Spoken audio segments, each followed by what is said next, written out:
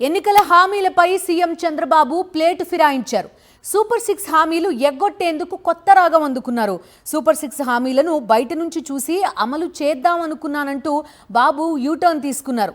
ఇప్పుడు అమలు చేయలేకపోతున్నానంటూ సన్నాయి నొక్కులు నొక్కారు సీఎం. అప్పులపై మళ్లీ పచ్చి అబద్ధాలు చెప్పారు సీఎం చంద్రబాబు. కొన్ని హామీలు ఇచ్చాం ప్రజలకి, సూపర్ 6 హామీలు ఇచ్చాం. ఆ రోజు బయట నుంచి చూస్తే నాకు అనిపించింది అన్నీ చేయగలుగుతామని. నేను అనేక సార్లు చెప్పాను, అభివృద్ధి జరగాలి, సంపద సృష్టించాలి, ఆదాయాన్ని పెంచాలి, పెంచిన ఆదాయం ద్వారా సంక్షేమ కార్యక్రమాలు చేసి మళ్ళీ అభివృద్ధి ఖర్చు పెడితే నిరంతరం ముందుకెళ్తుంది. లేకపోతే అప్పులు చేసి సంక్షేమ కార్యక్రమాలు ఇస్తే కొన్ని రోజుల తర్వాత ఆగిపోతాయి. ఈరోజు అలాంటి పరిస్థితుల్లో మనం కోరకపోయాం. 9,74,000 కోట్ల రూపాయల అప్పులు. దీనికి వడ్డీ కట్టాలి, అసలు కట్టాలి. అభివృద్ధి ఆగిపోయే పరిస్థితి వచ్చింది. చంద్రబాబు చేసిన ఈ కామెంట్స్కి సంబంధించి పూర్తి డీటెయిల్స్ అందిస్తారు మా కరెస్పాండెంట్ సతీష్. చెప్పండి, బయట నుంచి చూస్తే చేయగలం అనిపించింది అంటున్నారు బాబు. గతంలో చేసి చూపించారు కూడా, ఇప్పుడు చేయలేకపోతున్నామని బాబు చెప్తున్నారు. దాంతో పాటుగా అప్పుకు సంబంధించి బడ్జెట్ టైంలో అసెంబ్లీలో ఒక లెక్క చెప్తారు, ఇలా బయట ఒక లెక్క చెప్తున్నారు.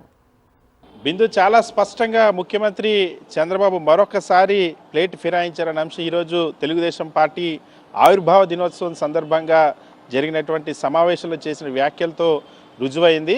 సూపర్ 6 హామీలకు సంబంధించి ఇప్పటికే రాష్ట్ర ప్రజల్లో తీవ్రమైనటువంటి అసహనం, అసంతృప్తి వ్యక్తమవుతుంది. ఎన్నికల్లో గెలవగానే ఈ హామీలన్నీ అమలు చేస్తామని చెప్పి జూన్ నెల నుండే వీటిని అమలు చేస్తామంటే ఇంటింటికి ఎన్నికల సమయంలో తెలుగుదేశం పార్టీ బాండ్లను పంపిణీ చేసింది. బాబు షూరిటీ భవిష్యత్తు గ్యారంటీ అని.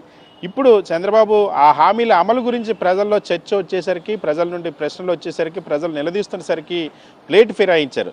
సూపర్ 6 హామీలు ఇచ్చాం ఎన్నికల సమయంలో, అప్పుడు బయట నుండి చూస్తే అమలు చేయగలుగుతామని అనిపించింది. కానీ ఇప్పుడు తీరా చూస్తే అప్పులు ఎక్కువగా ఉన్నాయి, సంపద సృష్టించాలి, ఆదాయం పెరగాలి, ఆదాయం పెరిగిన తర్వాత మాత్రమే సంక్షేమ పథకాలు అందించగలిగేటువంటి పరిస్థితి, అప్పులు చేసి సంక్షేమ పథకాలు అందిస్తే అవి మళ్ళీ ఆగిపోయేటువంటి పరిస్థితి ఉంటుందంటూ కొత్త రాగాన్ని తనిచ్చిన హామీల ఎగనామం పెట్టడానికే ఈ రాగాన్ని అందుకున్నారన్నటువంటి విమర్శలు వెల్లువెత్తున్నాయి. వాస్తవానికి చంద్రబాబు ఎన్నికల సమయంలో ఈ మేనిఫెస్టో ప్రకటించే నాటికి, సూపర్ 6 హామీలు ప్రకటించే నాటికి ఈ రాష్ట్రానికి 14 లక్షల కోట్ల అప్పులున్నాయంటూ అబద్ధాలు చెప్పారు. 14 లక్షల కోట్ల అప్పులు ఉన్నప్పుడే మేము సూపర్ 6 హామీలు అమలు చేస్తామని బయట నుండి చెప్పినటువంటి చంద్రబాబు ఈరోజు వాస్తవానికి అప్పులపై కూడా ఇన్ని రోజులు సూపర్ 6 ఎన్నికల్లో 14 లక్షల కోట్లు అన్నారు, మేనిఫెస్టోలో 13 లక్షల కోట్లు అని చెప్పారు, గవర్నర్ ప్రసంగంలో 10 లక్షల కోట్లు అని చెప్పారు, వైట్ పేపర్లో 9,75,000 కోట్లు అని. ఇవన్నీ కూడా అబద్ధాలే.